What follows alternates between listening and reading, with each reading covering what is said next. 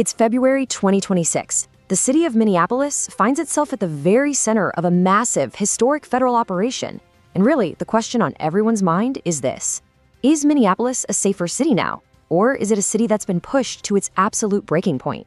That question, it cuts right to the heart of a city in conflict. Just think about this number for a second. In only 2 months, federal agents have made over 4,000 arrests. The scale is just staggering, and it's completely transformed the city. You see, this isn't just some small-scale raid. This is a full-blown surge. And of course, something like this doesn't just happen in a vacuum. A series of fatal shootings by these federal agents have ignited protests, and not just in Minneapolis. It sparked a firestorm of dissent all across the nation, with many drawing parallels to the unrest we all saw back in 2020. Now that firestorm is being fueled by an absolutely unprecedented presence on the ground. I mean, picture this. In some neighborhoods, the scene is just surreal. You've got masked, heavily armed agents from ICE and Customs and Border Protection patrolling the streets. This is, for all intents and purposes, a federal takeover of immigration enforcement on a scale we have just never seen before in an American city. So, you have to be asking yourself, how did we even get here? In this explainer, we're going to deconstruct it all. The causes, the conflicts playing out on the ground, and the really far-reaching consequences of what the government is calling Operation Metro Surge. All right, let's start at the beginning. To really understand the why behind all of this, we need to look at the political decisions that put Minneapolis squarely in the federal government's crosshairs, effectively transforming it into a testing ground for a brand new, very aggressive approach to immigration enforcement. The speed of this whole thing is, well, it's breathtaking. Back in December 2025, the Trump administration announces a new zero-tolerance policy. Its target? So-called sanctuary cities. And Minneapolis was right at the top of that list. By January 6th, the operation kicks off. And just one day later, the situation turns deadly. And the scale of this launch is just hard to wrap your head around. We're talking about nearly 3,000 federal agents flooding a single metropolitan area. This wasn't just a supplemental force to help out local police. No, this was an occupation-level presence. And it was sending a very clear message. And the power dynamic this created, it's stark. According to the city's own police chief, Brian O'Hara, his officers are outnumbered 5-to-1 in certain areas. Think about that.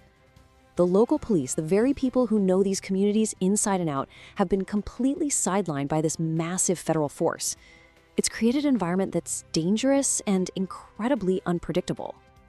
So let's look at how this high-level policy actually translates to the ground, to the direct human impact.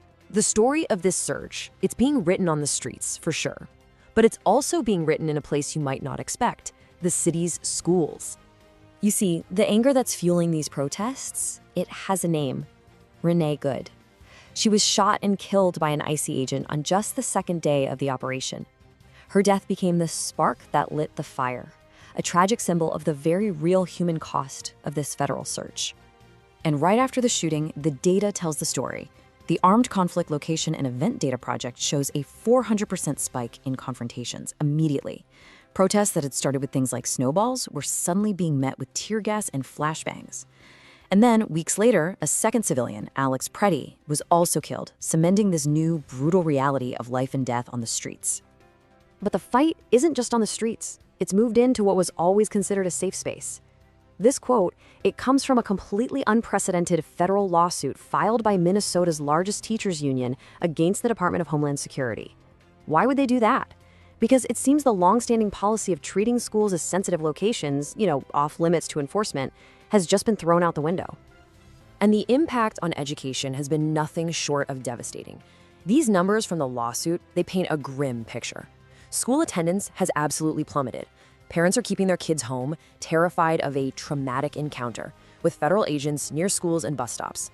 This is a fundamental disruption of education and a violation of what many people consider a sacred safe space. So, you've got chaos on the streets, you have fear in the schools. You have to ask, what are the official stories here? Let's break down the two completely competing narratives coming from the local police and the federal government. It's like they're describing two different realities. The Minneapolis Police Department is, well, they're caught right in the middle. Chief O'Hara describes his officers as walking a tightrope. Get this, their entire year's overtime budget was blown in a single month. They're getting criticized by the community for what looks like cooperation, but at the same time, they say federal agents often don't even tell them what they're planning, leading to these insane moments, like agents pulling someone from a car and just letting it roll into traffic. I mean, when you hear the chief's own words, it reveals the department under just immense strain. They're trying to keep order while being undermined and completely overwhelmed by a federal operation they have no control over. It really sounds like a cry for help from a police force on the absolute brink of collapse. But then, on the other side of this conflict, the Department of Homeland Security is painting a very, very different picture. To them, this is a massive success. They point to the removal of who they call criminal illegal aliens, and they highlight these specific cases to justify their actions. Now, these aren't random examples. They're very strategically chosen to frame the whole operation as a matter of national security and public safety. They're saying they're targeting suspected terrorists, convicted sexual predators, and violent offenders. And the core of their justification, it comes from the administration's border czar, Tom Homan. His argument is that local sanctuary politicians are refusing to honor over 1,300 active ICE detainers. So what's a detainer? It's basically a request from ICE to a local jail to hold someone for an extra 48 hours after they're supposed to be released, so federal agents can come pick them up. Homan's argument is that because Minnesota is ignoring these requests, it forces the federal government to step in directly to protect citizens.